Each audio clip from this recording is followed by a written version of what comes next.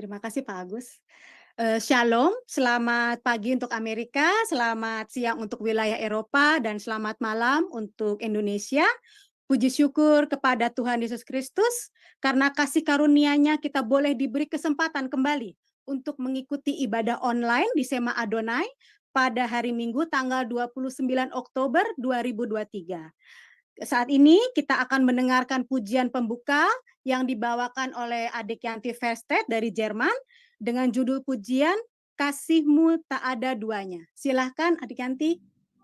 Terima kasih Kak Dewi, puji nama Tuhan. Mari kita siapkan hati kita untuk memuji dan menyembah Tuhan, karena kebaikan Tuhan kita masih ada sampai pada hari ini. Allah kita yang dahsyat, Allah kita yang hebat, yang sanggup mengubahkan hidup kita menjadi baru, yang sanggup menerima hidup kita apa adanya. Dengan apa kita membalas kebaikan Tuhan selain pujian penyembahan kita naikkan kepada-Nya. Mari kita nyanyikan pujian ini. Haleluya, terima kasih. Belum pernah ada kasih di dunia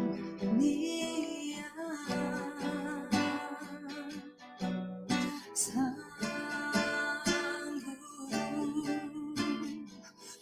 menerima diriku apa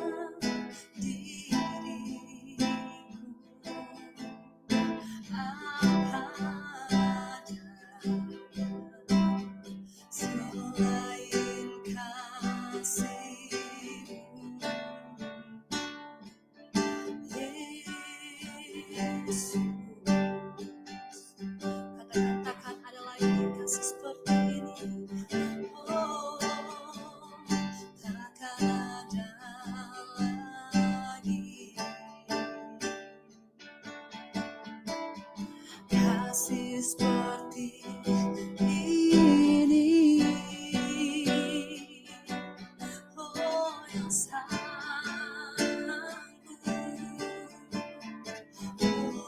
mengubahkan hidupku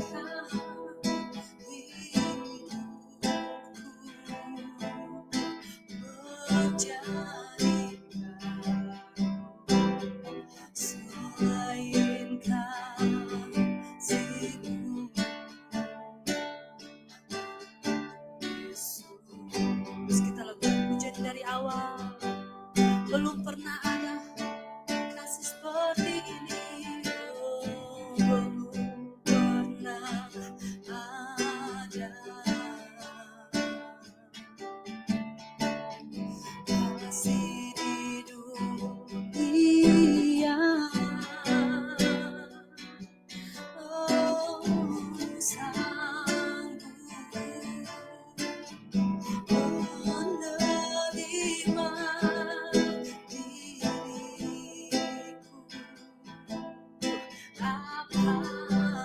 adanya, selain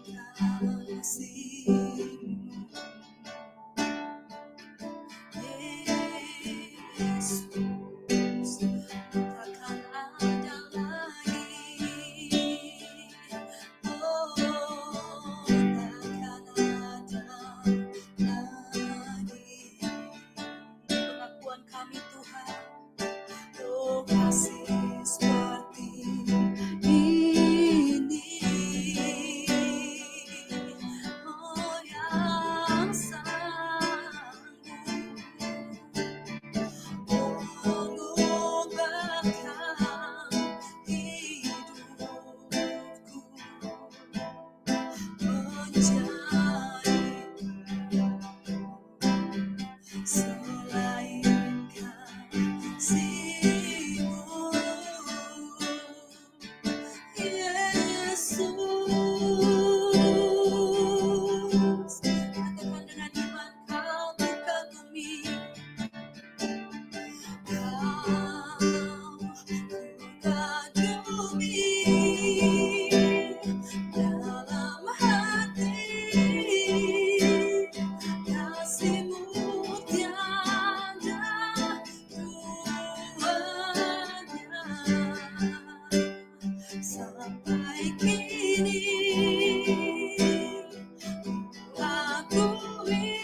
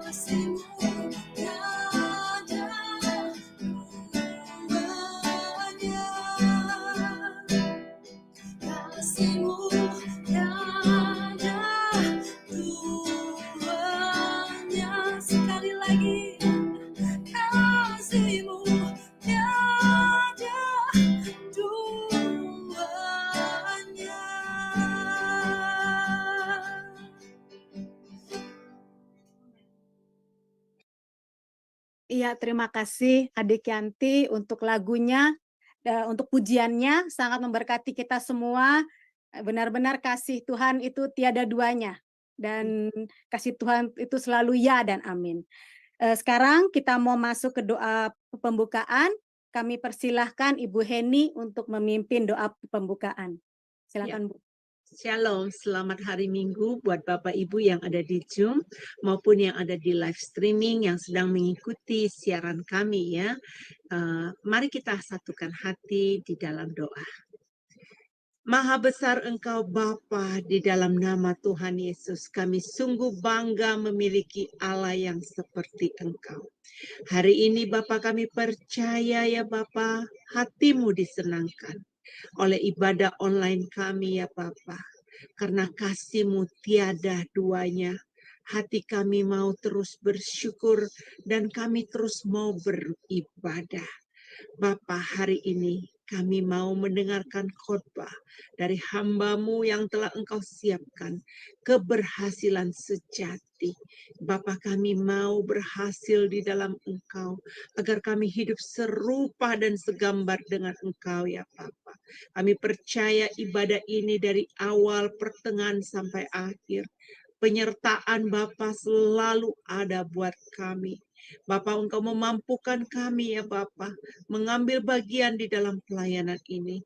Terima kasih Bapa, dan kami percaya urapan-Mu mengalir terhadap kami, dan pada setiap yang bekerja, Engkau memberkati kami semua. Di dalam nama Tuhan Yesus kami berdoa, haleluya. Amin. Amin. Terima kasih Bu Heni untuk memimpin doa pembuka. Sekarang kita masuk ke dalam pujian dan penyembahan yang akan dibawakan oleh Adik Yanti Verstedt dengan judul Ujilah Aku Tuhan. Mari saudara-saudara kita sama-sama satukan hati dan pikiran kita untuk memuji dan menyembah Tuhan. Silakan Adik Yanti. Di nama Tuhan kita terus menyanyi buat Tuhan. Kita mau berhosana buat Tuhan. Bagi Raja kita yang duduk di tahta, mari kita muliakan, kita agungkan Dia. Sebab Dia adalah Allah yang layak terima pujian kita. Haleluya. Haleluya. Terima kasih Tuhan.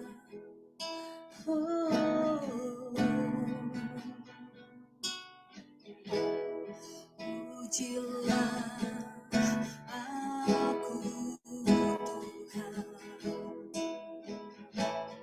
Cobalah aku Tuhan. Selidiki batinku dan hatiku. Mataku tertuju padamu. Katakan, aku cinta padamu Tuhan. Oh, aku rindu hadiratmu Tuhan. Aku ingin selalu dekat padamu, menikmati kehadiranmu, menyanyi hosana, menyanyi hosana. Bagi Rajaku yang duduk di tahta, aku muliakan dan ku agungkan, karena yang disembah. Puji Tuhan kita lakukan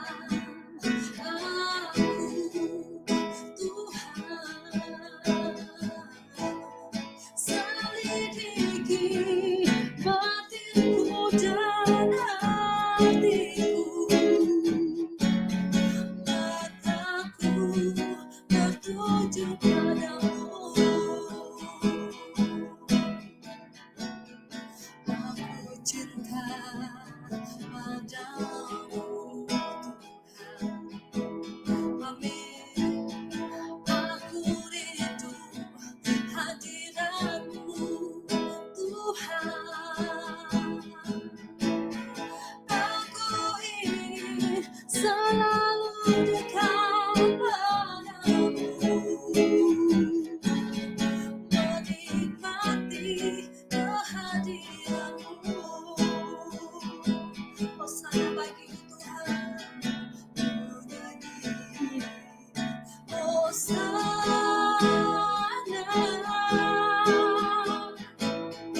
bagi Rajaku yang duduk di tahta. Aku muliakan dan ku agungkan, yang disembah. Bila di mata Tuhan ku nyanyi Hosana, oh ku nyanyi Hosana bagi Rajaku yang duduk di tahta. Aku muliakan dan ku agungkan, Kaulah yang disembah. Kaulah yang disembah. Sekali lagi, Kaulah yang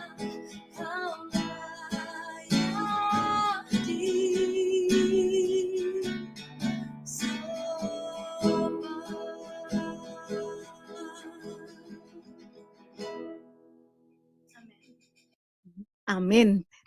Terima kasih Adik Yanti untuk pujian dan penyembahannya.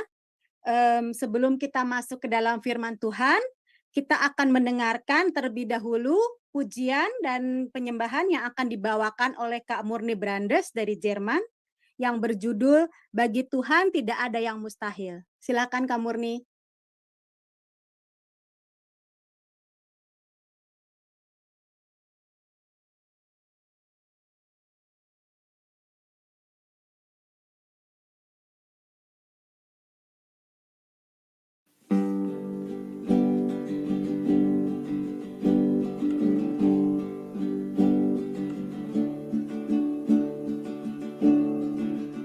Ku yakin saat kau berfirman,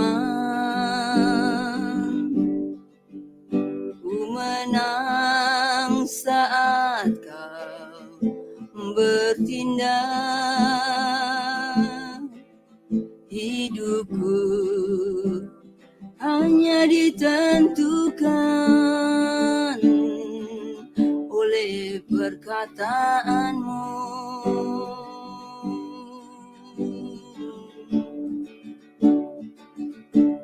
Ku aman karena kau menjaga. Ku kuat karena kau menopang. Hidupku hanya ditentukan oleh kuasa-Mu.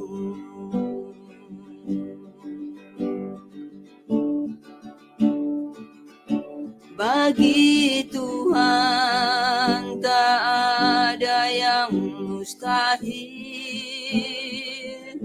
Bagi Tuhan tak ada yang tak mungkin. Mujizatnya disediakan bagiku. Ku diangkat dan dipulihkannya.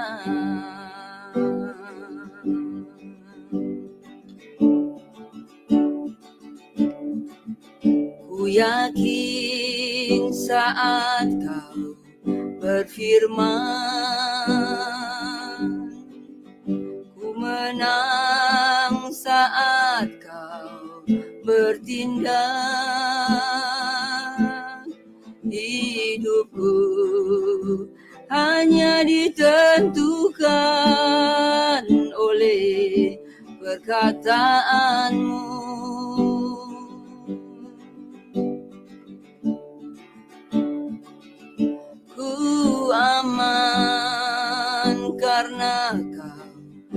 menjaga. Ku kuat karena Kau menopang hidupku, hanya ditentukan oleh kuasa-Mu.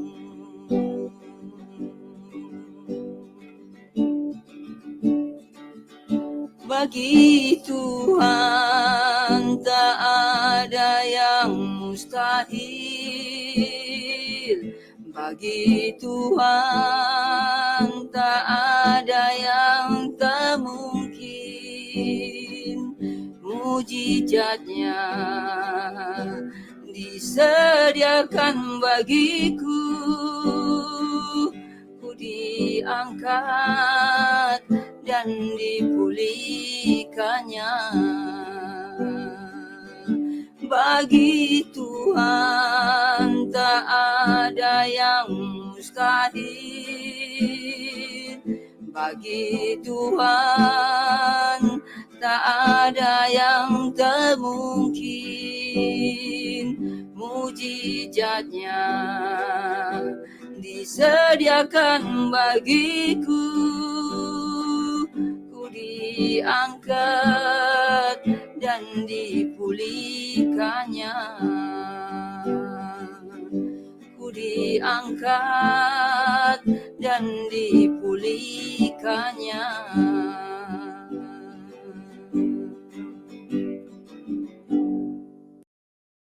Ya, terima kasih Kak Murni untuk pujian dan penyembahannya, sangat memberkati sekali untuk kita semua. Sekarang kita mau masuk ke dalam firman Tuhan yang akan dipimpin oleh pembicara kita Bapak Pendeta Daniel Palungan, Dokter Ministry. Silakan Bapak Daniel untuk waktu dan tempat dipersilahkan. Mari kita berdoa. Bapa, terima kasih pada malam ini kami bisa berkumpul kembali di Zoom untuk boleh bersama-sama memuji menyembah Tuhan. Terima kasih Bapa, kami sudah menaikkan puji-pujian kami. Sekarang kami akan berdiam diri untuk mendengarkan kebenaran firman Tuhan. Kiranya Roh Kudus dapat menguasai segenap kehidupan kami, baik hati, pikiran, dan pendengaran kami, supaya firman-Mu hari ini dapat mengambil bagian di dalam kehidupan kami untuk kemuliaan nama Tuhan. Kami berdoa untuk kuasa-kuasa gelap yang akan mencoba mengganggu jalannya pemberitaan firman Tuhan, baik yang akan mengganggu listrik, yang akan mengganggu jaringan, dan juga yang akan mengganggu konsentrasi kami. Kami patahkan, hancurkan kuasanya di dalam nama Yesus Kristus. Dan kami mohon Roh Kudus saja yang boleh menguasai seluruh tempat di mana kami berada, sehingga firman-Mu akan kami pahami dengan benar. Makasih Bapa, kami berdoa, kami sambut firman Tuhan dalam nama Yesus, haleluya. Amin.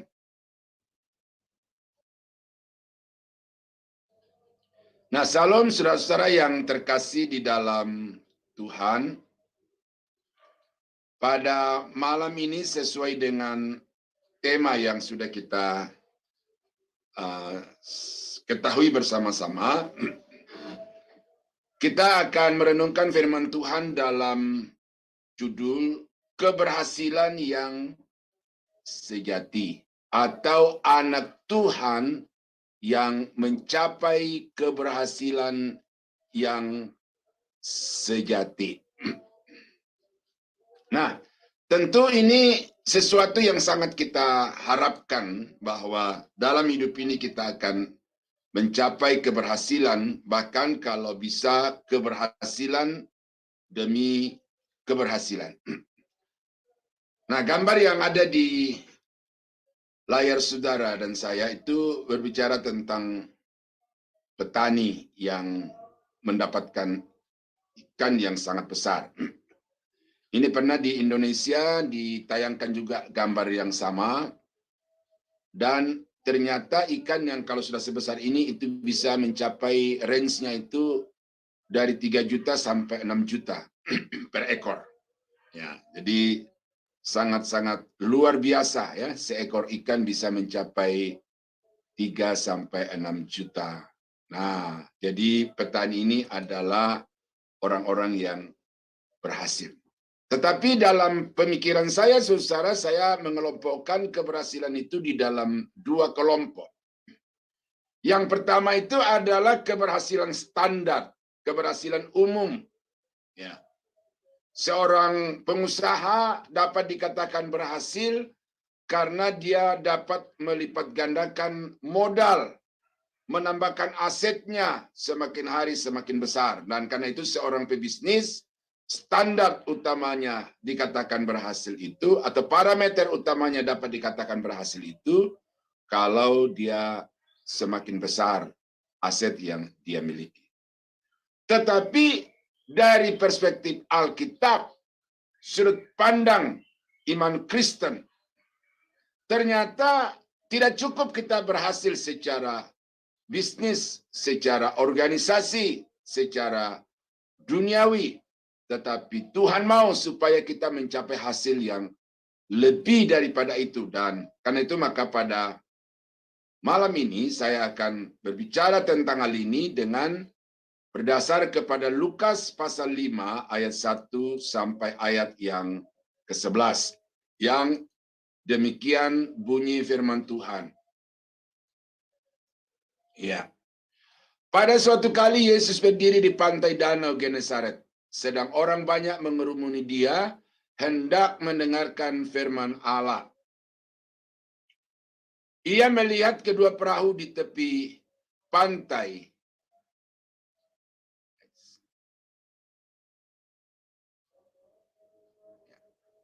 Nelayan-nelayannya telah turun dan sedang membasuh jalannya. Ia naik ke dalam salah satu perahu itu, yaitu perahu Simon, dan menyuruh dia supaya menolakkan perahunya sedikit jauh dari pantai. Lalu ia duduk dan mengajar orang banyak dari atas perahu.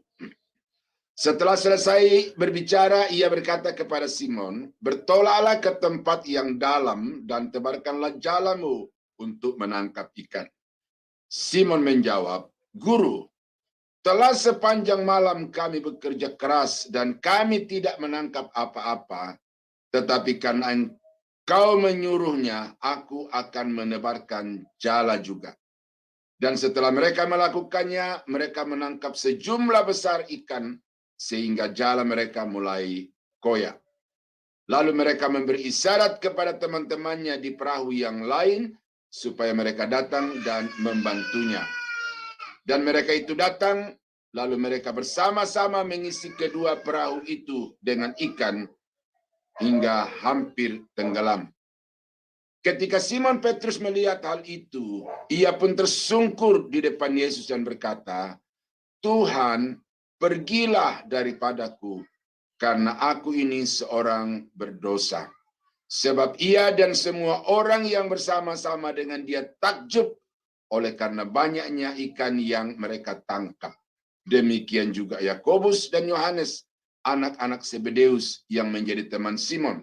Kata Yesus kepada Simon, "Jangan takut, mulai dari sekarang engkau akan menjala manusia." Dan sesudah mereka menghela perahu-perahunya ke darat, mereka pun meninggalkan segala sesuatu, lalu mengikut Yesus. Nah, demikianlah pembacaan firman Tuhan pada malam ini, Bapak Ibu yang terkasih di dalam Tuhan. Nah, ayat yang ke-6 itu memberikan satu pernyataan yang sangat tegas bahwa pada akhirnya murid-murid itu mencapai satu hasil yang luar biasa yang belum pernah mereka dapatkan, baik di waktu yang normal mereka mencari ikan pada malam hari, dan terlebih sekarang ini di waktu yang tidak normal, ya, yang tidak biasa mereka menebarkan jala karena pagi atau cahaya sudah terang benderang, dan karena itu mereka siap untuk pulang. Tetapi dikatakan bahwa pada waktu yang tidak terlalu tepat menurut pengalaman para nelayan itu, justru di situ dikatakan mereka menangkap sejumlah besar ikan sehingga jalan mereka mulai koyak. Jadi betapa sukses, betapa berhasilnya mereka pada waktu itu, karena mereka mendapatkan sesuatu yang mereka tidak pernah bayangkan di waktu yang sudah tidak tepat itu, dan juga dengan jumlah yang begitu menakjubkan, saudara-saudara. Nah, karena itu maka dari perikop ini saya akan memberikan kepada saudara, Bapak Ibu sekalian, kualifikasi orang yang berhasil dengan sejati. Nah, kenapa saya pakai kata menurut di sini? Itu dalam ilmu berkhotbah itu menjadi dasar dan sekaligus itu menjadi batas. Tidak boleh mencari poin-poin atau pikiran-pikiran utama di luar nats, ya. Nah, yang pertama, saudara, apa yang menjadi kualifikasi dari orang-orang yang mencapai keberhasilan yang sejati di dalam hidupnya adalah mempedomani firman Allah. Ya, itu kita baca di dalam ayat yang keempat, ayat yang kelima. Setelah selesai berbicara, ayat 1, 2, dan 3 itu, ya menyelesaikan pengajarannya, ia berkata kepada Simon, bertolaklah ke tempat yang dalam dan tebarkanlah jalamu untuk menangkap ikan. Nah, jadi itu perintah, itu firman Allah, itu perkataan Yesus. Bertolaklah ke tempat yang dalam, tebarkan jalamu untuk menangkap ikan. Nah, hal yang tidak biasa, saudara-saudara. Karena itu maka di dalam ayat yang kelima di sini, Petrus memberikan satu argumentasi. Guru, telah sepanjang malam kami bekerja keras. Sebagaimana layaknya seorang pekerja, kami mengerahkan semua tenaga. Kami mempedomani semua pengalaman-pengalaman, teori-teori yang sudah kami dapatkan dari pengalaman. Bahkan juga ada referensi-referensi dari teman-teman nelayan yang lain dan juga mungkin dari buku-buku yang ditulis secara saintifik. Kami bekerja dengan keras, tetapi kami tidak menangkap apa-apa. Karena engkau menyuruh, maka aku akan menebarkan jala juga. Nah, jadi di situ saudara-saudara kita melihat ada satu kontradiksi di dalam pemikiran Petrus. Ya, satu sisi belum pernah ada menebarkan jala lalu menangkap ikan di hari seperti ini. Pada umumnya kita bekerja dari sore sampai malam, sampai subuh. Kadang berhasil, tetapi untuk malam ini, nihil. Tidak dapat seekor pun. Bahkan yang sekelas ikan teri sekalipun. Nihil. Mereka siap untuk pulang dengan rasa kecewa di hati. Tetapi kemudian Petrus memberikan sesuatu yang luar biasa yang membuat berhasil. Di sini dikatakan, karena engkau yang menyuruh.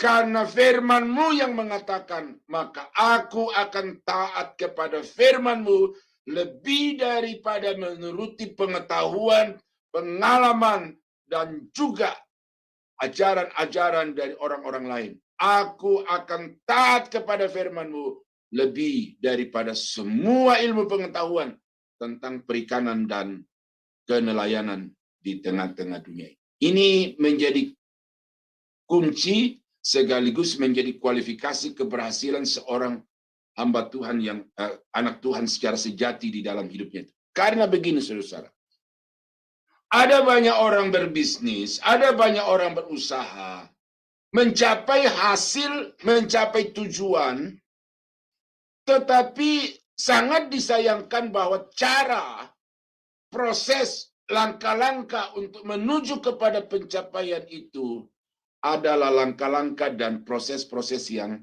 tidak alkitabiah. Menuruti hawa nafsu, menghalalkan segala cara, dan karena itu memang berhasil. Tetapi keberhasilan yang mereka capai adalah keberhasilan standar. Nah, oleh karena itu kalau Bapak Ibu mau supaya berhasil di dalam hidup ini, maka lakukanlah segala sesuatu dengan mempedomani Alkitab. Menjadikan Alkitab sebagai tuntunan Bahkan kalau boleh, Alkitab itu dapat dikatakan sebagai manual book dari bisnis, dari semua yang saudara kerjakan. Maka itu akan menjadi faktor yang sangat menentukan keberhasilan di dalam bisnis, di dalam semua yang saudara kerjakan. Nah, Yosua pasal 1, ayat yang ke-8. Janganlah engkau lupa memperkatakan kitab Taurat ini, tetapi renungkanlah itu siang dan malam, supaya engkau bertindak hati-hati sesuai dengan segala yang tertulis di dalamnya. Tuh. Orang yang dijamin keberhasilannya dan keberhasilannya itu sungguh-sungguh sejati di hadapan Tuhan dan di hadapan manusia adalah orang-orang yang bertindak dengan hati-hati sesuai dengan yang tertulis di dalam kitab suci. Disinilah letak kegagalan banyak orang Kristen, bahkan juga pendeta-pendeta. Karena mereka berjuang untuk mencapai hasil, tetapi tidak dengan cara yang sesuai firman Tuhan. Tipu-tipuan. Ya, saya ingat lagi apa yang Ahok ketika dia masih gubernur DKI Jakarta. Ya, dia berkata bahwa banyak orang Kristen yang hari Senin sampai hari Sabtu dia menipu manusia, dan hari Minggu dia menipu Tuhan. Ini bukan sekedar pernyataan, asumsi, tetapi ini sudah merupakan sesuatu penemuan dari Ahok sebagai seorang gubernur, sebagai seorang mantan anggota dewan, sebagai seorang mantan bupati. Dia temukan bahwa ada banyak orang yang menjalankan bisnis, yang menjalankan karir itu dengan segala cara yang sesungguhnya tidak sesuai dengan agama, ajaran agama yang dia yakini. Nah, oleh karena itu maka pada hari ini Bapak Ibu yang dikasihi Tuhan, bertindaklah hati-hati sesuai dengan segala sesuatu yang tertulis di dalam firman Tuhan. Nah, di sini ada implikasi yang sangat serius yang mesti Bapak Ibu pahami. Bahwa untuk kita bisa bertindak sesuai dengan apa yang tertulis dalam Alkitab itu, maka sebelumnya kita harus paham, kita harus mengerti apa yang dimaksud oleh Alkitab itu, supaya dengan demikian jangan sampai kita bertindak, kita rasa benar, kita pikir benar, tetapi ternyata berbeda dengan apa yang dimaksudkan oleh Alkitab. Ya, Mazmur 1 ayat 2 dan 3. Nah, ini Ulangan pasal 28 ayat 1 dan 2. Teolog kemakmuran itu mengangkat bagian-bagian selanjutnya. Ya. Segala berkat ini akan datang kepadamu dan menjadi bagianmu jika engkau mendengarkan suara Tuhan Allahmu. Nah, apa berkat-berkat itu? Kemudian mereka hafal betul-betul luar kepala. Naik bukan turun, jadi kepala bukan ekor, diberkati bukan dikutuk. Nah, lalu kemudian klaim, ya, mereka mengklaim bagian itu. Saudara-saudara, Tuhan berjanji kita akan naik bukan turun, jadi kepala bukan ekor, diberkati bukan dikutuk. Mari kita klaim janji Tuhan. Tetapi itu sesuatu klaim yang tidak berdasar, karena ayat yang pertama, saudara, ini yang saudara mesti tahu betul-betul. Jika engkau baik-baik mendengarkan suara Tuhan Allahmu dan melakukan dengan setia segala perintahnya yang kusampaikan kepadamu hari ini, maka Tuhan Allahmu akan mengangkat engkau di atas segala bangsa di bumi. Nah, jikalau engkau baik-baik mendengarkan suara Tuhan. Nah, dalam konsep pemikiran Musa, dalam konsep pemikiran orang-orang Israel pada waktu itu, kata mendengarkan di sini bukan hanya sekedar audio. Saya sekarang lagi berbicara dan Bapak Ibu mendengar, itu audio. Tetapi kata mendengar bagi Musa bangsa Israel pada umumnya itu, kata mendengar di situ adalah mentaati, melakukan. Jadi dapat dikatakan jika engkau baik-baik melakukan, jikalau engkau baik-baik mentaati semua perintah yang kusampaikan kepadamu pada hari ini, maka Tuhan akan mengangkat engkau di atas segala bangsa. Jadi yang menjadi kualifikasi daripada orang-orang yang mencapai keberhasilan yang sejati itu adalah orang-orang yang melaksanakan usaha, yang menjalankan bisnis itu sesuai dengan firman Tuhan. Nah, karena itu maka kalau anak-anak Tuhan itu sungguh-sungguh menjalankan bisnis itu dengan benar sesuai dengan firman Tuhan, maka semua akan mendapatkan keuntungan, baik karyawan, manajemen, dan owners itu akan mendapatkan keuntungan bersama-sama.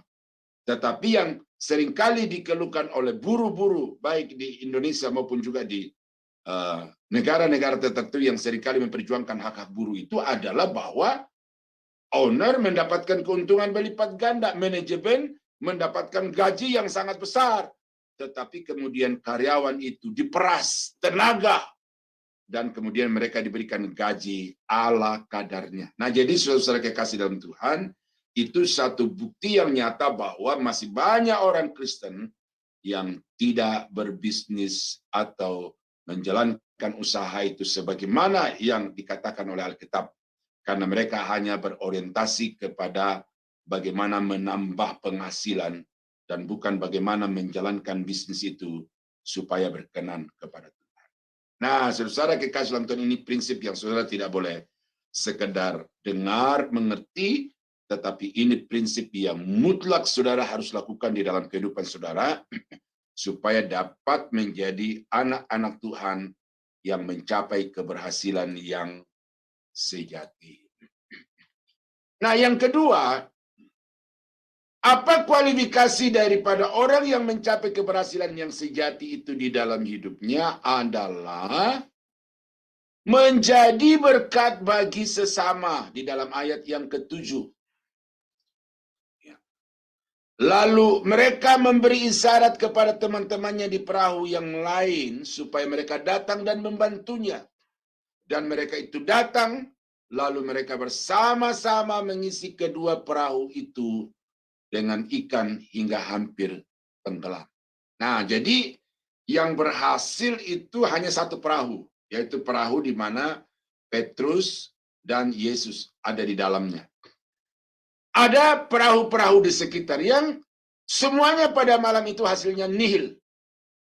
Mereka semua sedang berkemas-kemas untuk pulang ke rumah. Tidak ada hasil. Nah, kemudian Petrus itu tiba-tiba dengan kuasa dan mujizat Tuhan, dia mendapatkan hasil yang luar biasa. Saya mau kasih perbandingan sedikit, saudara, ya, supaya saudara bisa lebih memahami maksud dari ayat ini. Waktu saya masih kecil dulu di kampung, ya, kecil ya SD gitu ya, sudah 9, 10, bahkan mungkin 11 tahun. Itu kakak dari mama saya, itu kerjanya, salah satu pekerjaan yang dia suka kerjakan itu adalah bikin perangkap babi hutan. Nah, perangkap babi hutan itu gali lubang mungkin sekitar 2 meter ke dalam, lalu ditutup di atasnya, kasih umpan, lalu babi datang. Suatu ketika dia agak siang-siang, kurang lebih sekitar jam 10, jam 11 siang, dia dapat itu.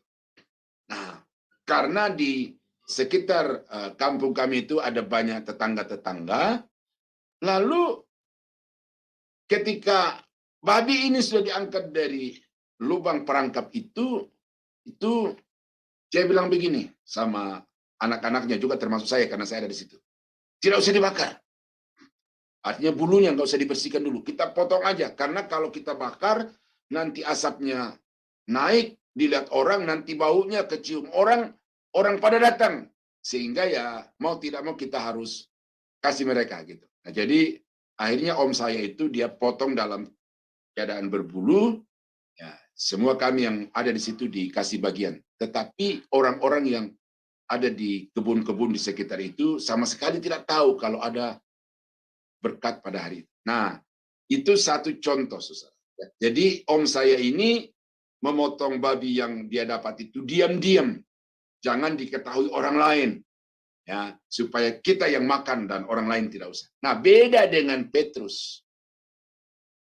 Ketika dia sudah mendapatkan hasil itu, saudara, ya, saya coba berpikir tadi itu, bahwa bisa saja Petrus pada waktu itu dia tahan itu jala, lalu dia menyuruh orang untuk mendayung perahu itu pelan-pelan ke tepi pantai. Nanti di tepi pantai, jala itu ditarik pelan-pelan ke atas darat untuk kemudian menangkap atau mengumpulkan ikan itu sendiri.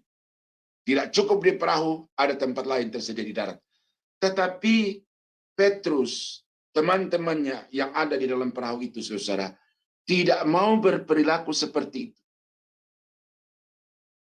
Dia tidak mau sukses sendiri, dia tidak mau berhasil sendiri, dia tidak mau menikmati sendiri, tetapi dia melihat orang-orang yang gagal, dia melihat orang-orang yang tidak punya, dia panggil, dia bagi, berhasil bersama-sama, menikmati bersama-sama. Itulah kualifikasi daripada orang-orang yang mencapai keberhasilan yang sejati itu, yaitu orang-orang yang diberkati, kemudian menjadi berkat bagi orang lain. Mereka berhasil, lalu kemudian membuat orang-orang lain berhasil di dalam keberhasilan mereka itu, sehingga mencapai keberhasilan bersama-sama. Ini perlu saudara-saudara untuk kita pahami ini sebagai orang Kristen. Kita diberkati, kita dibuat berhasil, supaya kita dapat menolong orang lain juga untuk berhasil di dalam kehidupan mereka. Nah, ada satu, tidak tahu apakah ini betul atau tidak, tetapi ini saya dengar ketika Yusuf Rodi dulu masih menjadi pengkhotbah yang terkenal.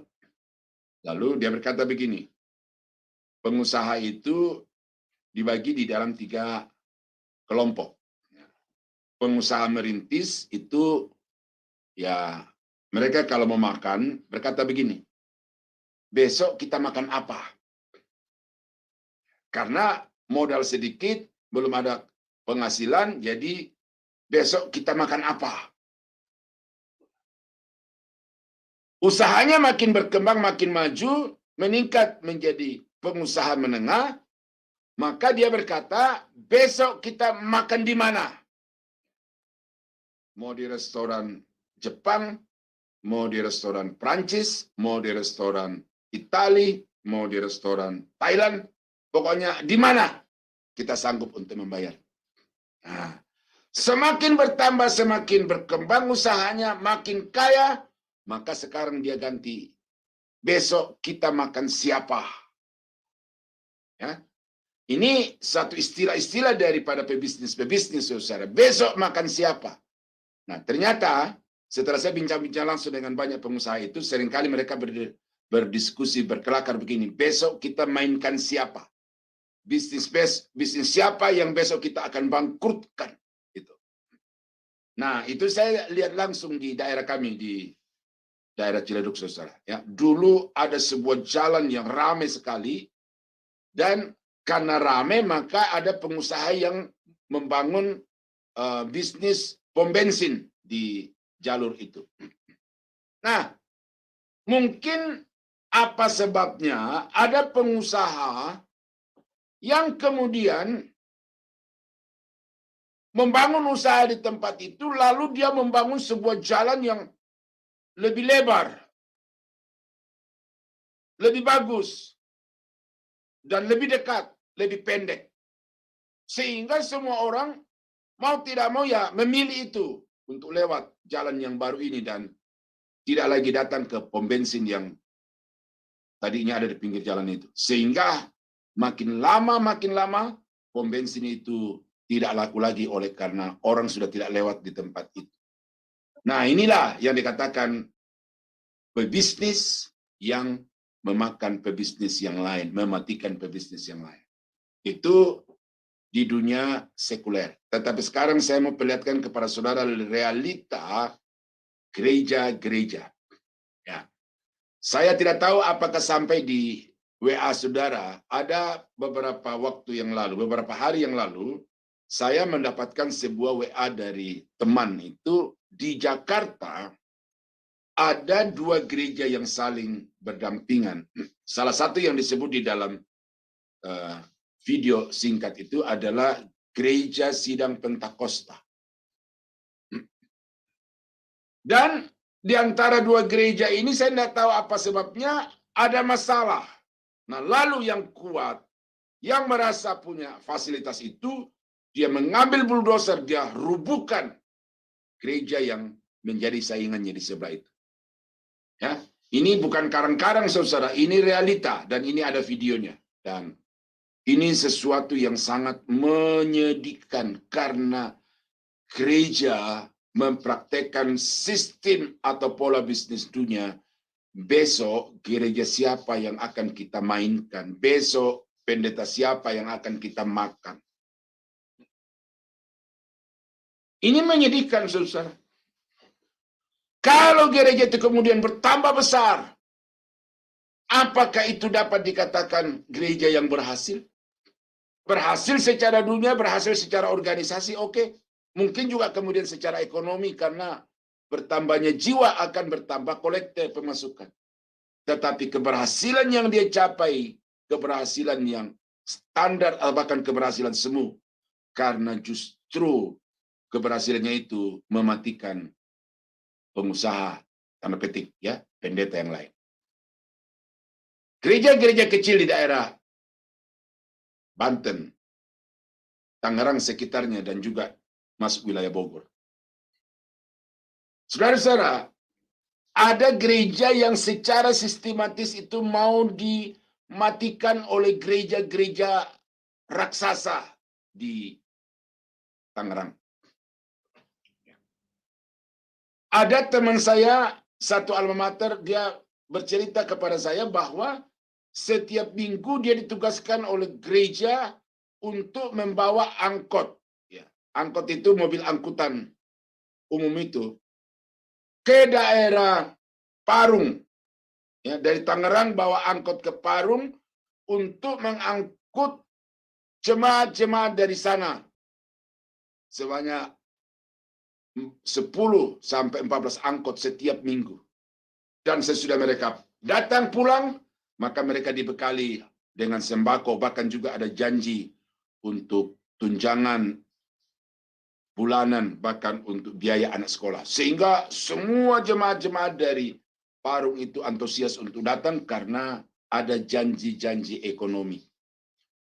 Berapa waktu kemudian saya bertemu dengan kakak ipar saya yang adalah sekretaris daerah Banten dari satu gereja, sebut saja Gereja Pentakosta di Indonesia. Dia berkata begini, bahwa jemaat teman-temannya pendeta gembala di daerah Parung itu, dulu mereka gembala sepenuh waktu, tetapi sekarang mereka sudah harus menjadi tukang tambal ban. Pendeta yang dulu sepenuh waktu melayani, sekarang sudah mereka harus jadi tukang ojek. Pendeta yang dulu sepenuhnya melayani Tuhan, sekarang mereka harus buka kios di tempat yang dulu mereka pakai untuk berbakti. Karena apa? Karena jemaatnya sudah habis disedot oleh gereja besar di Tangerang dengan setiap minggu mengantar 10 sampai 14 angkutan kota Parung ke Tangerang. Nah, ini gereja pendeta yang mematikan gereja-gereja kecil yang sebenarnya kalau mereka mengerti tentang konsep Alkitab tentang keberhasilan itu, maka harusnya gereja-gereja yang kecil di desa-desa itu disupport supaya mereka berkembang, baik sumber daya manusianya, baik sumber keuangannya, sumber daya keuangan dan lain sebagainya. Tetapi pendeta-pendeta di Indonesia itu bermental bisnismen, pengusaha dunia, sehingga tidak apa-apa orang lain mati, yang penting gereja kami bertumbuh. Nah, jadi saudara-saudara itu contoh-contoh konkret yang saya mau berikan kepada saudara bahwa orang yang mencapai keberhasilan yang sejati itu bukan dia berhasil sendiri, tetapi dia harus menjadikan orang lain berhasil bersama-sama dengan dia.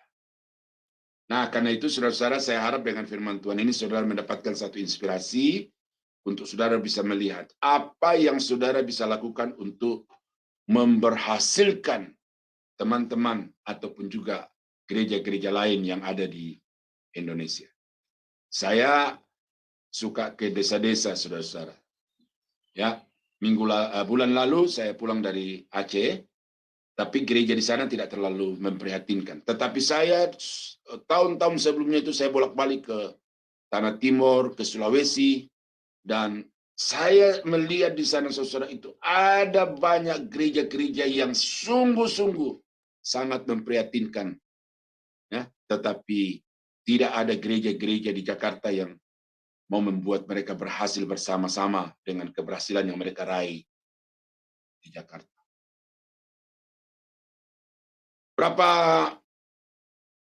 Mungkin 2 bulan yang lalu, saya diundang ke persekutuan pengusaha-pengusaha yang namanya Businessman Fellowship. Lalu sebelum ibadah dimulai, bincang-bincang dengan seorang yang saya nggak tahu dari mana dia dapat data. Dia berkata begini sama saya, Pak Daniel, apa Pak Daniel tahu urutan-urutan pendeta terkaya di Indonesia? Saya bilang, aduh, saya mana tahu dari mana dapat datanya. Lalu dia sebutkan, ada pendeta yang terkaya di Indonesia itu memiliki kekayaan sebesar 8 triliun. Lalu dia berkata, kemudian di bawahnya ada pendeta yang punya aset sebesar 2 triliun. Lalu ada yang 1 triliun itu beberapa. Lalu di bawahnya itu ratusan miliar. Lalu saya tanya, apakah itu termasuk aset atau hanya uang? Lalu dia bilang itu yang ada di bank. Lalu bagaimana dengan pendeta yang punya aset seluas tanah seluas 50 hektar dan lain sebagainya? Ya, jadi persembahan jemaat, kolekte jemaat itu dikumpul oleh pendeta untuk menjadi kekayaan pribadi. Sehingga kita melihat ada ketimpangan antara pendeta yang satu dengan pendeta yang lain. Kenapa? Karena pendeta-pendeta besar mau berhasil, tetapi tidak mau memberhasilkan pendeta-pendeta kecil, terutama yang ada di desa-desa. Nah, karena itu maka kalau saudara mau mencapai keberhasilan yang sejati di dalam hidup saudara, maka jadilah berkat bagi orang-orang yang hidup di dalam kekurangan. Ya, saudara-saudara yang ada di Jerman, di Amerika kan standar ekonominya udah tinggi. Coba lihatlah desa-desa di Indonesia, di Nias ya, Ibu Heni, itu ada murid saya yang berkata bahwa ada banyak anak-anak sekolah yang datang dari Pulau Nias ke Padang untuk sekolah dan kemudian pindah agama karena orang tuanya tidak sanggup untuk membiayai mereka. Nah, ada mantan hakim yang saya layani, jaksa maksud saya, mantan jaksa yang dia pernah melayani tugas di Pulau Nias. Dia berkata, Pak Pendeta, bagaimana gereja memikirkan tentang Nias? Karena ada banyak orang-orang Nias yang mau menikah, tetapi lari ke Sumatera, khususnya Sumatera Barat. Karena kalau mereka menikah di Nias itu adatnya sangat mahal. Lalu karena itu mereka datang di Sumatera Barat, diberkati oleh penghulu, dan kemudian mereka sah sebagai suami istri. Ini orang-orang yang perlu kita lihat untuk kita berhasilkan juga dalam apa yang mereka capai, supaya mereka tetap setia di dalam Tuhan. Jangan hanya karena masalah uang sekolah, hanya karena masalah biaya pernikahan, lalu kemudian mereka meninggalkan kekristenan, meninggalkan Yesus. Nah, jadi itu pemandangan yang saya paparkan kepada saudara, salah satu yang saya lihat real langsung dari murid-murid saya itu, dan ini perlu kita pikirkan supaya gereja-gereja di Indonesia juga dapat berdaya secara maksimal di dalam Tuhan. Ya, ini ada ayatnya nih ya. Baik kepada Abraham maupun kepada Yakob, ya. Aku akan membuat engkau menjadi bangsa yang besar dan memberkati engkau serta membuat namamu masyhur dan engkau akan menjadi berkat. Itu kepada Abraham. Engkau akan menjadi berkat.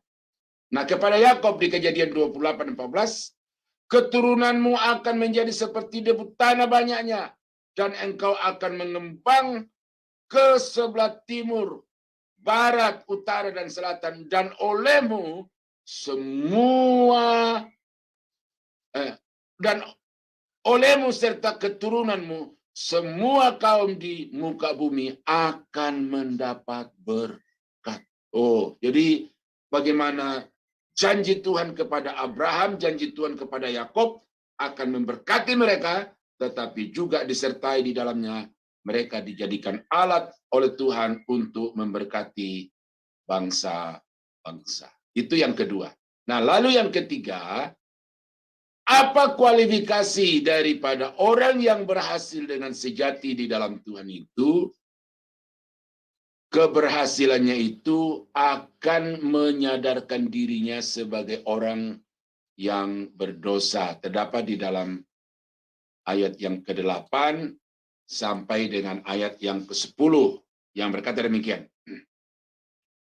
Ketika Simon Petrus melihat hal itu, ya, melihat hasil tangkapan yang sangat menakjubkan itu, ia pun tersungkur di depan Yesus dan berkata, Tuhan, pergilah daripadaku karena aku ini seorang berdosa. Ya, ini satu sikap yang sangat-sangat positif untuk kita bisa lihat dari Petrus.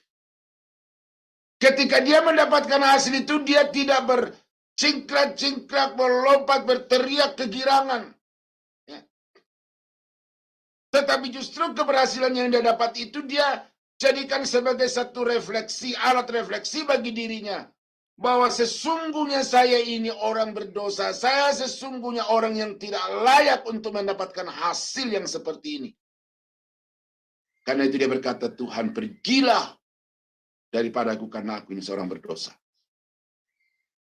Sebab ia dan semua orang yang bersama-sama dengan dia takjub oleh karena banyaknya ikan yang mereka tangkap. Demikian juga Yakobus dan Yohanes, anak-anak Zebedeus yang menjadi teman Petrus. Nah, jadi saudara-saudara, kalau orang-orang dunia itu berhasil, ya, kalau orang-orang dunia itu berhasil, itu biasanya keberhasilannya berbanding lurus dengan hatinya.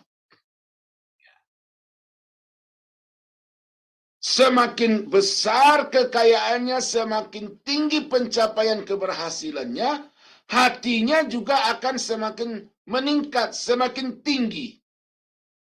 Sehingga di dalam keberhasilan ekonomi, keberhasilan karir yang dia dapat, kemudian dia akan memandang rendah orang lain.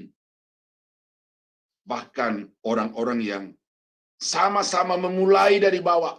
Tetapi ketika dia mencapai hasil, maka dia merendahkan orang-orang yang ada di sekitarnya. Bahkan tidak jarang yang kemudian merendahkan Tuhan. Karena itu salah satu doa dari hamba Tuhan di dalam Amsal. Dia berkata begini, Tuhan, ada dua hal aku mohon kepadamu dan janganlah itu kau tolak daripadaku. Yang pertama, jangan engkau berikan kemiskinan. Karena kalau aku miskin, aku mencuri dan mempermalukan nama Tuhan. Karena itu Tuhan jangan biarkan aku miskin. Lalu yang kedua, Tuhan jangan berikan kepadaku kekayaan. Karena kalau aku kaya, aku bisa berkata, siapa Tuhan? Tuh. Jadi ternyata kekayaan itu, saudara-saudara, itu menjadi alat pengungkit hati seseorang untuk meningkat lebih tinggi. Dan itu Alkitab juga sudah mengatakan itu. Yang ditulis oleh seorang yang maha bijak, bukan maha bijak, orang yang sangat bijaksana. Orang yang sangat kaya, yaitu Salomo di dalam Amsal. Bahwa jangan berikan kepadaku kekayaan. Karena kalau aku kaya, aku bisa berkata, siapa Tuhan itu? Nah, jadi saudara, ya, Petrus ini memberikan kepada kita satu contoh teladan bahwa semakin kita diberkati, kita harus semakin merendah di hadapan Tuhan. Karena sesungguhnya segala sesuatu yang kita dapat itu semata-mata karena pemberian Tuhan. Nah, di dalam 1 Korintus 4 ayat yang ke-7 berkata demikian. Sebab siapakah yang menganggap engkau begitu penting? Dan apakah yang engkau punyai yang tidak engkau terima? Dan jika engkau memang menerimanya, mengapakah engkau memegahkan diri seolah-olah engkau tidak menerimanya? Oh, jadi di sini Paulus mau menyadarkan kepada jemaat, sadari apapun yang ada padamu, banyak atau sedikit, sesungguhnya semuanya itu adalah pemberian Tuhan. Nah, karena itu di dalam 1 Korintus 15 ayat yang ke-10, ya, Paulus berkata, tetapi karena kasih karunia Allah, aku adalah sebagaimana aku ada sekarang. Dan kasih karunia yang dianugerahkannya kepadaku tidak sia-sia. Sebaliknya, aku telah bekerja lebih keras daripada mereka semua. Tetapi bukannya aku, melainkan kasih karunia Allah yang menyertai aku. Nah, ini satu sikap hati yang saudara mesti ambil, tanamkan dalam hidup saudara, kemudian praktekkan. Bahwa segala sesuatu yang kita punya, baik itu materi maupun talenta karunia, pemakaian Tuhan yang mungkin semakin hari semakin meluas, semakin besar, itu kita harus sadar hanya oleh karena kasih karunia Tuhan. Karena itu tidak ada alasan sedikit pun untuk meninggikan diri. Nah ini, 1 Timotius 6 ayat 17, peringatkanlah kepada orang-orang kaya di dunia ini, agar mereka jangan tinggi hati dan jangan berharap pada sesuatu yang tak tentu seperti kekayaan, melainkan pada Allah yang dalam kekayaannya memberikan kepada kita segala sesuatu untuk dinikmati. Nah, jadi Paulus, saudara ya, jelas komplit pengajarannya tentang berkat-berkat ini. Jangan sampai kita jadikan kekayaan itu sebagai satu pokok pengharapan, tetapi kita jadikan itu sebagai satu alat yang membuat kita semakin rendah, karena segala sesuatu yang kita dapatkan itu adalah pemberian dari Tuhan. Dan yang keempat, Pak Daniel, maaf. Pak Daniel, maaf. PPT-nya dari tadi nggak bergerak, Pak Daniel. Nggak, tampilannya cuma ikan aja. Oh, ini bergerak Jadi, di saya. iya, tapi coba Pak Daniel stop dulu, terus ulangin lagi. Jadi kita nggak dapat poin-poinnya. Oh,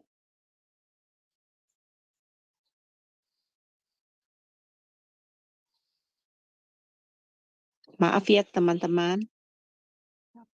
ada masalah apa? Ya, nggak Ini apa-apa. muncul? Sekarang muncul, tapi coba, ya ini baru ganti. Ya, Oh. ini baru ganti. Ya, dari tadi nggak bergerak soalnya. Ya, Tadi makasih saya Pak Daniel. Ya, tadi saya pakai full screen. Oh, ya. Yang keempat nih. Yang keempat. Bahwa kualifikasi daripada orang yang mencapai keberhasilan yang sejati di dalam hidupnya adalah mengutamakan Tuhan lebih daripada berkat Tuhan. Itu terdapat di dalam ayat yang ke-11.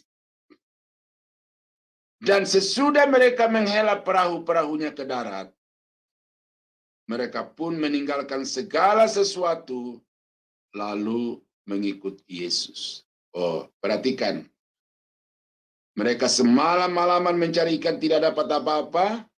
Pagi-pagi mereka mendapatkan yang luar biasa banyaknya.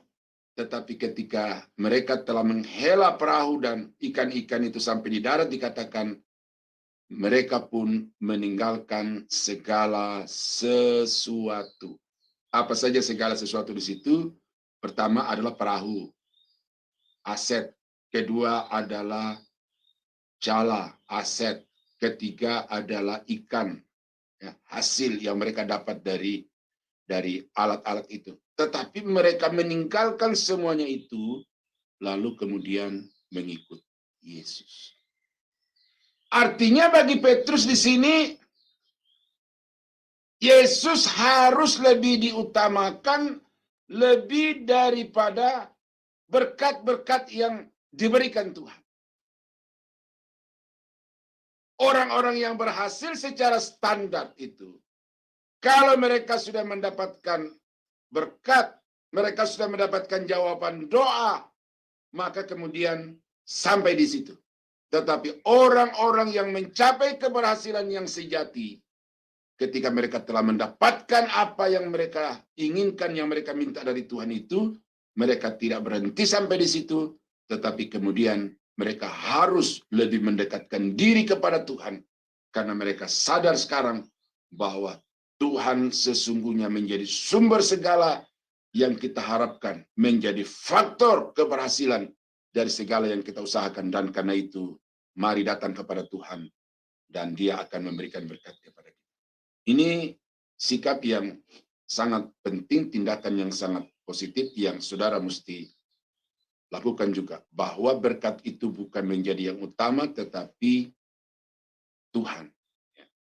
Ada satu pernyataan yang sangat kuat dari satu pengusaha, tetapi ini saya dapatkan di literatur yang bukan lagi dari pengusaha aslinya.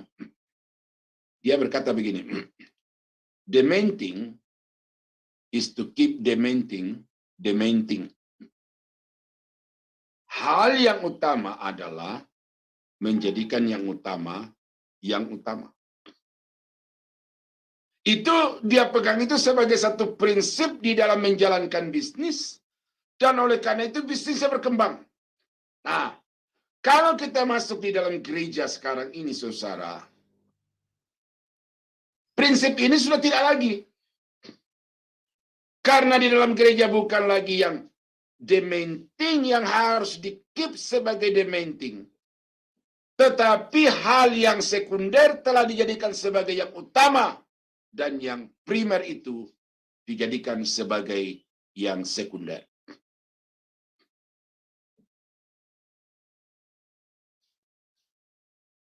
Musa, saudara. Ya, saudara baca itu dalam Keluaran pasal 33. Baca saja itu dari 1 sampai terakhir.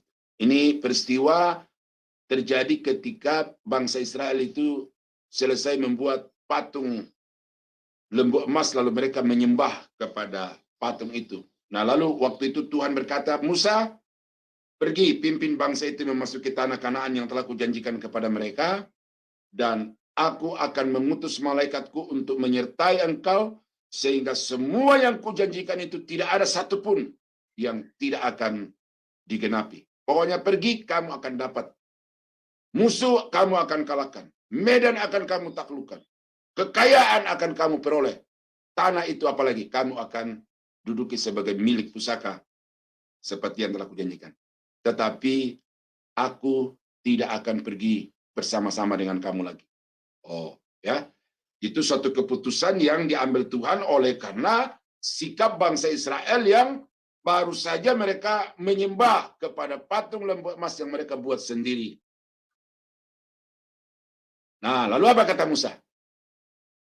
Berkatalah Musa kepadanya, pada Tuhan, jika engkau sendiri tidak membimbing kami, janganlah suruh kami berangkat dari sini.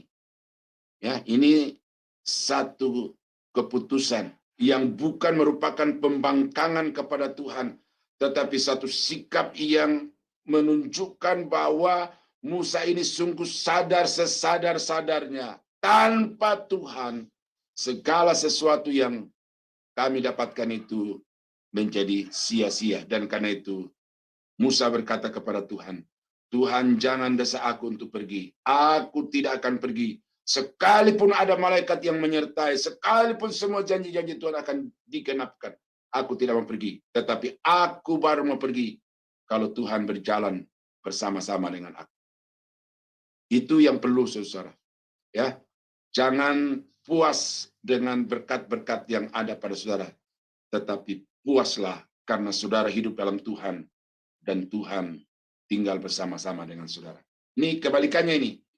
Orang kaya yang muda yang datang kepada Yesus yang berkata begini, Guru, perbuatan baik apakah yang aku perbuat untuk memperoleh hidup yang kekal? Nah, ini dikatakan pemuda ini adalah kaya. Yang kedua, pemimpin agama Yahudi. Jadi, hartanya dapat, status sosialnya dapat menjadi pemimpin agama Yahudi. Nah, lalu apa kata Yesus? Kata Yesus kepadanya, kalau engkau mau masuk ke dalam kerajaan Allah, lakukan semua hukum Taurat. Lalu pemuda ini berkata, Guru, itu sudah kulakukan sejak aku kecil.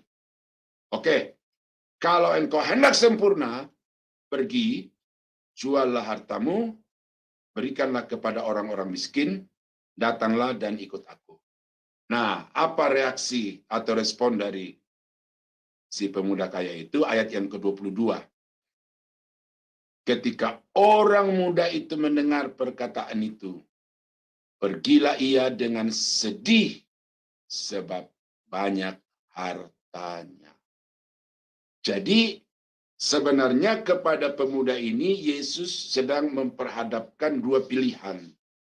Mana yang lebih prioritas, yang lebih utama dalam hidupmu?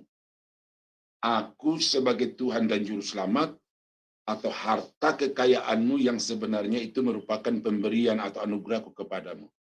Ternyata pemuda ini lebih memilih harta daripada Tuhan. Nah, ini kebalikan dari Musa tadi. Tetapi dari murid-murid ini kita belajar bahwa orang yang mau mencapai keberhasilan yang sejati di dalam hidupnya adalah orang-orang yang kemudian menjadikan Tuhan sebagai yang pertama, sebagai yang utama, yang prioritas, lebih daripada harta, kekayaan, dan juga jabatan, karir.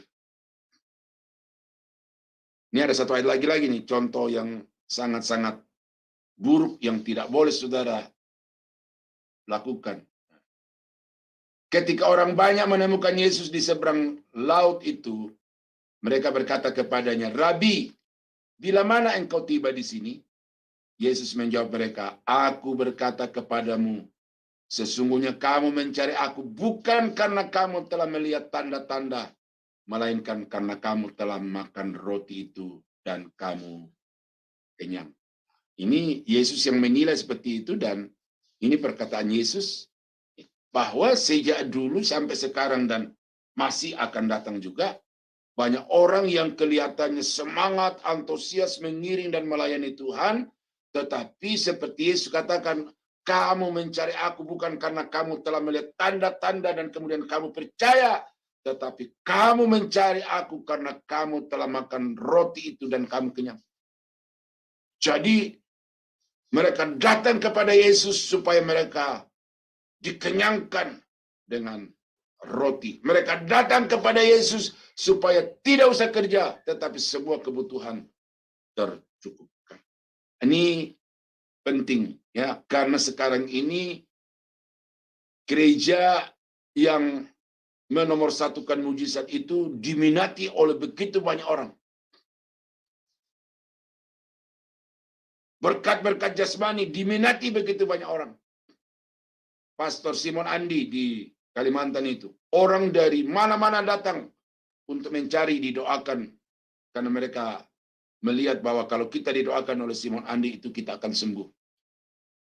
Cuma saya tidak menyalahkan Pastor Andi di sini. Hanya yang saya menekankan di sini bahwa kalau di mana ada mujizat, di mana ada berkat, maka orang-orang akan berbondong-bondong ke situ. Tetapi di sini kita belajar bahwa orang yang mau mencapai keberhasilan sejati di dalam kehidupannya, orang itu harus mengutamakan Tuhan. Carilah dahulu kerajaan Allah dan kebenarannya, maka semuanya akan ditambahkan kepadamu. Ya, jadi mungkin yang pengusaha tadi itu mengambil ayat itu bahwa dahulukanlah kebenaran kerajaan Allah dan kebenarannya itu, baru nomor dua kan yang bersifat materi, bersifat ekonomi. Jangan dibalik, saudara. Saya sudah katakan tadi bahwa kalau yang sekunder kita rubah menjadi yang primer, primer kita jadikan menjadi yang sekunder, maka lihatlah, saudara akan mendapatkan hasil, tetapi hasilnya itu tidak akan membuat saudara bahagia, tidak akan membuat saudara menjadi orang yang berhasil sejati, tetapi mencapai keberhasilan yang semu. Ya, jadi karena itu saudara utamakan Tuhan, maka berkat-berkatnya akan datang melimpah kepada Bapak Ibu. Nah, itulah 4 hal pada malam ini yang saya sampaikan sebagai satu kualifikasi daripada orang yang mencapai keberhasilan yang sejati di dalam hidupnya. Yang pertama, orang itu tidak akan mungkin mengkompromikan Alkitab untuk mendapatkan hasil. Semua yang dia lakukan, semua yang dia dapat, itu dia lakukan dan dapatkan berdasarkan Alkitab.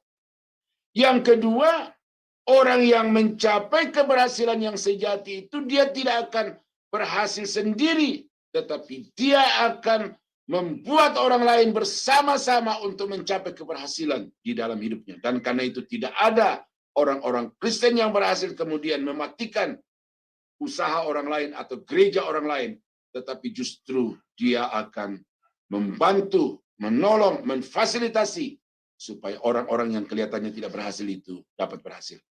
Dan yang ketiga, kualifikasi daripada orang yang mencapai keberhasilan yang sejati adalah semakin banyak hartanya, semakin rendah hatinya. Karena dia sadar bahwa saya ini bukanlah apa-apa tanpa Tuhan.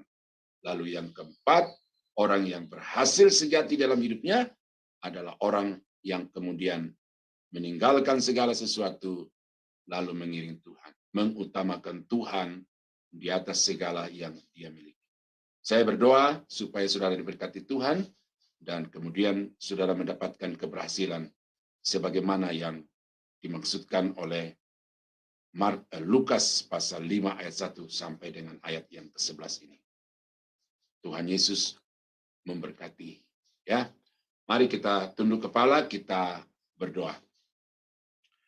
Bapa di surga, terima kasih pada malam ini kami sudah mendengarkan firman-Mu yang mengajarkan kepada kami bagaimana supaya kami dapat mencapai hasil yang terbaik dan menjadi orang yang berhasil secara benar di hadapan Tuhan dan di hadapan manusia.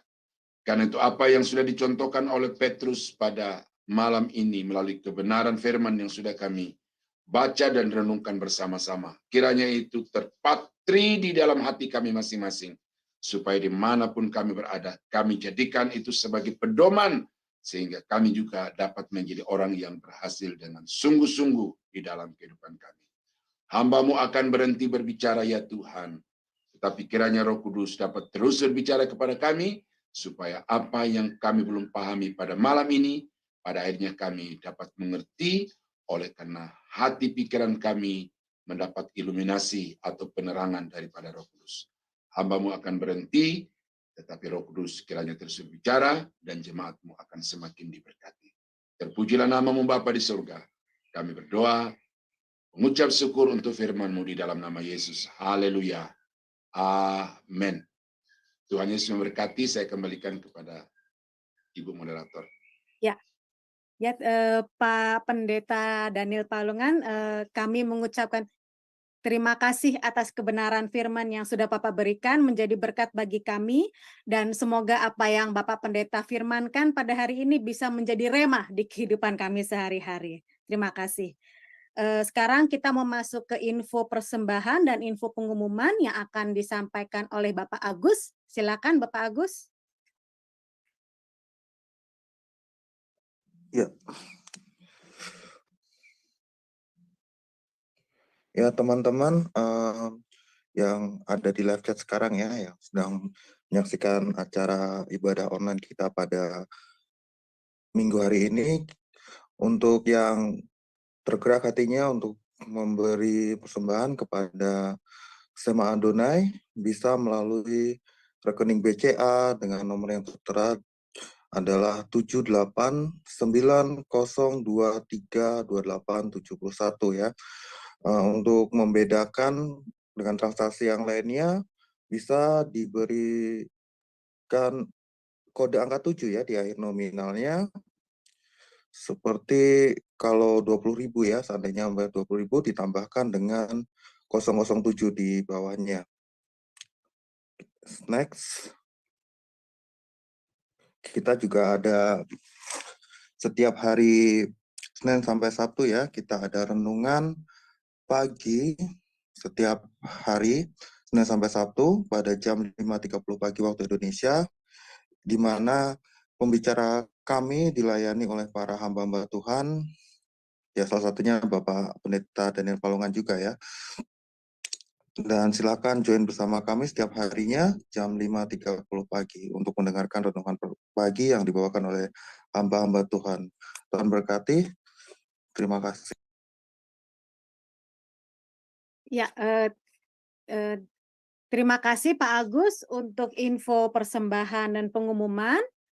Sekarang saatnya kita mau masuk ke dalam doa syafaat yang akan dipimpin oleh Kakak Yanti dari Jerman, Kak Yanti Kranz. Doanya adalah doa pemerintah dan doa gereja. Silakan Kak Yanti.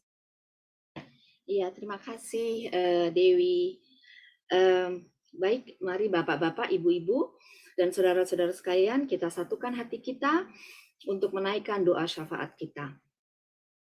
Ya, Bapak di surga yang kami kenal melalui Tuhan kami Yesus Kristus, kami mengucap syukur Bapak untuk penyertaan-Mu dan berterima kasih kami boleh kesempatan mengikuti ibadah online di Shema Adonai pada hari ini dan bersama-sama memuji serta memuliakan nama-Mu.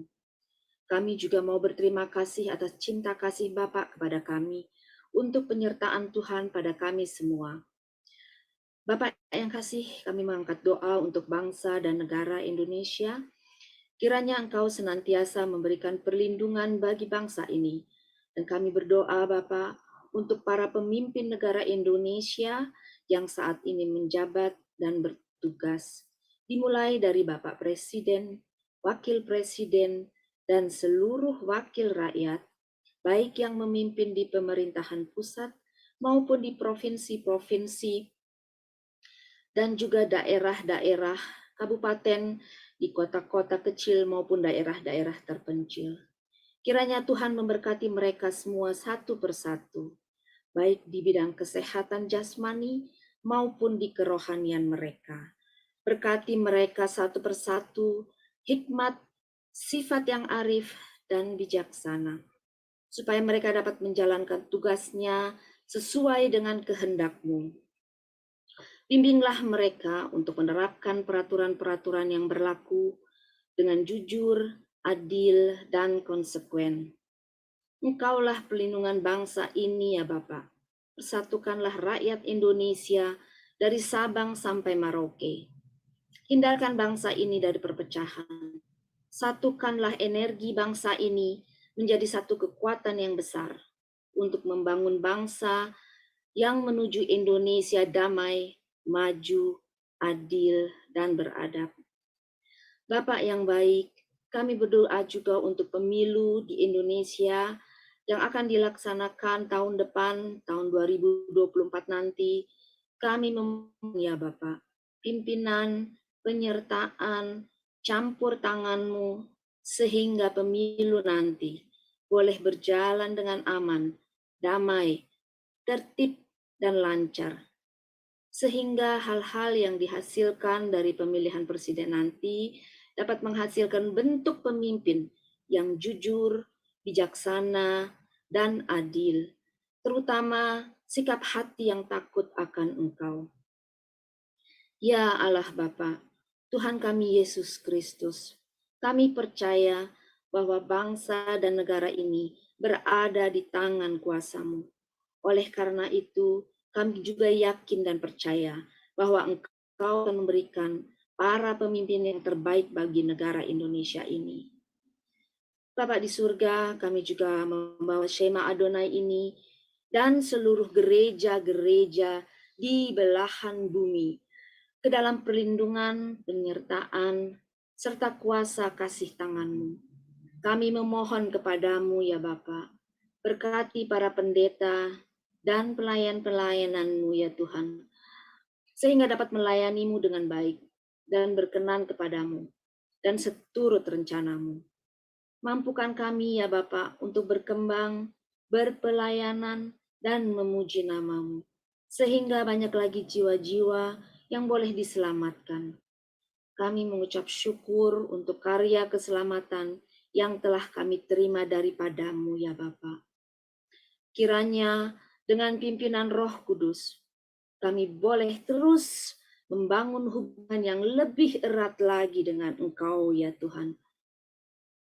Dengan pimpinan Roh Kudus, kami bisa hidup kudus di hadapan-Mu dan menjadikan jiwa kami lahan yang subur bagi pertumbuhan bibit Roh Kudus, supaya menghasilkan buah-buah roh yang baik, seturut rencana dan kehendak-Mu. Dan yang terakhir ya Bapa, kami sungguh-sungguh memohon, kiranya Engkau boleh kirimkan malaikat-malaikat-Mu untuk melindungi anak-anak-Mu di seluruh muka bumi ini dari kuasa si jahat.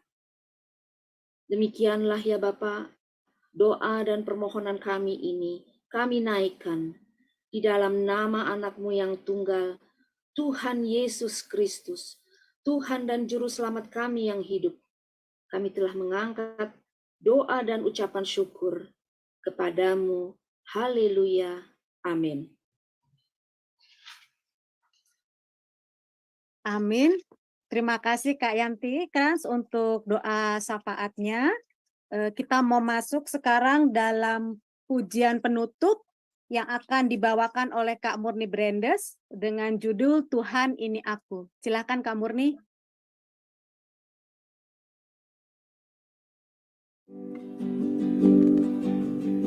Penuhi hidupku dengan Roh-Mu, agar ku jadi saksi-Mu.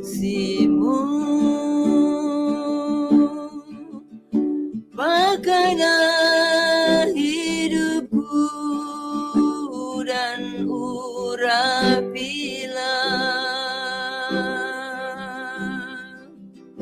untuk kemuliaan nama-Mu, untuk kemuliaan nama-Mu.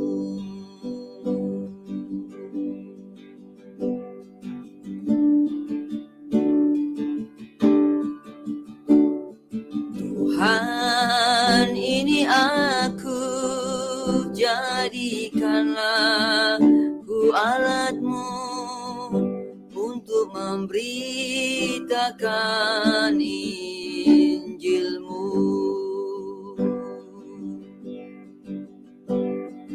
Tuhan, ini aku, jadikanlah ku hamba-Mu untuk melakukan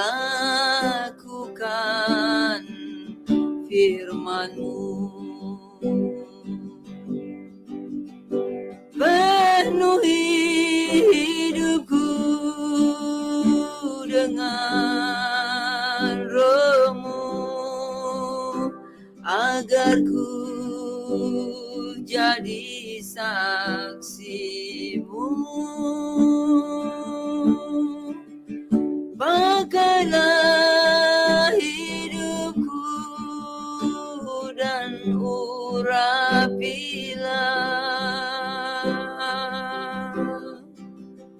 untuk kemuliaan nama-Mu.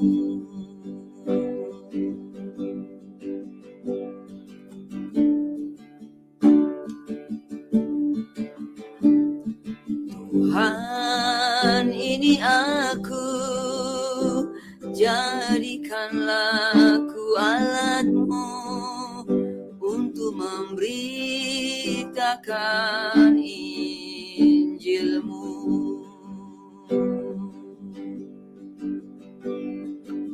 Tuhan, ini aku, jadikanlah ku hamba-Mu untuk melakukan firman-Mu.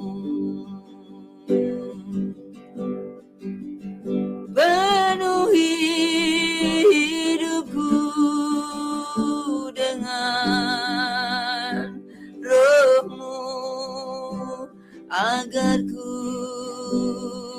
jadi saksimu. Pakailah hidupku dan urapilah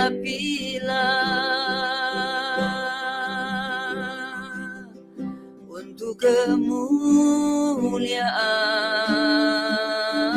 namamu. Penuhi hidupku dengan rohmu agar ku jadi saksimu. Pakailah hidupku dan urapilah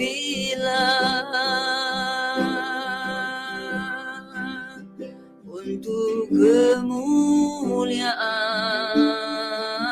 namamu. Untuk kemuliaan namamu.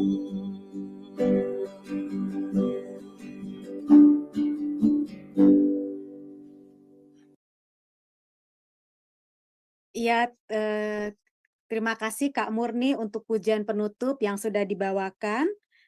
Sekarang saatnya kita masuk ke dalam doa berkat Tuhan yang akan diberikan oleh Bapak Gembala kita, Bapak Pendeta Daniel Palungan. Silakan Pak Daniel untuk memberikan doa berkat Tuhan. Bapa, terima kasih karena Tuhan sudah berkenan memimpin ibadah kami dari permulaan sampai penghabisan. Terima kasih Tuhan hadir, Tuhan memberkati kami, dan kami sungguh percaya bahwa apa yang kami harapkan dan doakan kepada Tuhan melalui ibadah ini akan dikabulkan oleh Tuhan sesuai dengan cara dan waktu Tuhan sendiri. Kami berdoa ya Tuhan, untuk selanjutnya kami akan beraktivitas lagi. Sepanjang 1 minggu di depan kami pertaruhkan hidup kami kepadamu. Tuhan, Engkau tuntun kami, Engkau berkati kami, dan semua yang kami kerjakan kiranya dibuat Tuhan berhasil. Sehingga dengan itu minggu depan kami boleh datang lagi dengan hati yang penuh sukacita dan semangat untuk memuliakan Engkau.